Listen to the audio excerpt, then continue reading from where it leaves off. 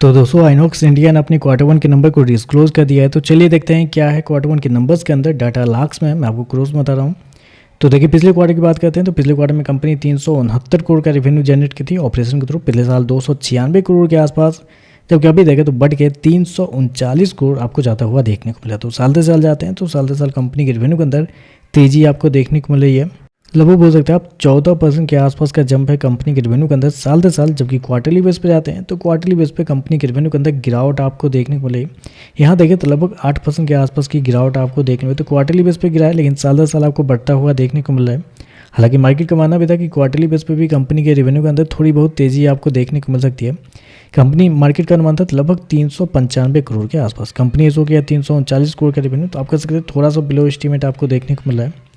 खर्चे की बात करते हैं तो देखिए पिछले क्वार्टर में कंपनी 296 करोड़ खर्च किए थे, पिछले साल 233 करोड़, अभी देखें तो 271 करोड़ के आसपास आपको देखने को मिला। तो खर्चे देखें तो खर्चे ठीक है, नॉर्मली आपको देखने को मिला है।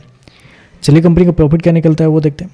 तो देखिए पिछले क्वार्टर में कंपनी का प्रॉफिट लगभग 55 करोड़ के आसपास था, पिछले साल 52 करोड़ के आसपास, जबकि अभी देखें तो कंपनी का प्रॉफिट 61 करोड़ आपको जाता हुआ देखने को मिला है।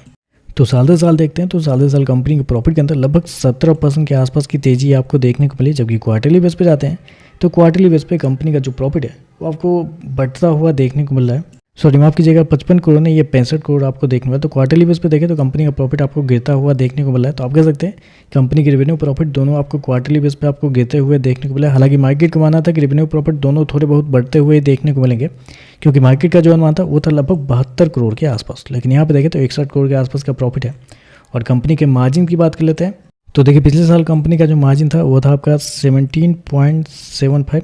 पिछले क्वार्टर की बात करते हैं तो पिछले क्वार्टर में 17.73 था, जबकि इस क्वार्टर में देखते हैं तो कंपनी का जो मार्जिन है वो आपको 17.99 आपको जाता हुआ देखने को। तो मार्जिन देखें तो हालांकि थोड़ा बहुत आपको बढ़ता हुआ देखने मिला साल से साल, क्वार्टर क्वार्टर दोनों।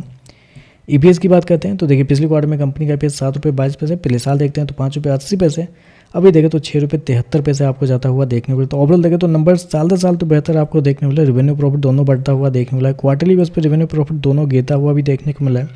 और जितना मार्केट का अनुमान था उससे थोड़ा कम कंपनी के नंबर आपको देखने को मिला। तो देखते हैं इस पर मार्केट कैसे रिएक्ट करता है। आज के लिए बस इतना ही। वीडियो पसंद आया तो लाइक कीजिएगा, साथ में साथ चैनल को सब्सक्राइब जो कीजिएगा। धन्यवाद।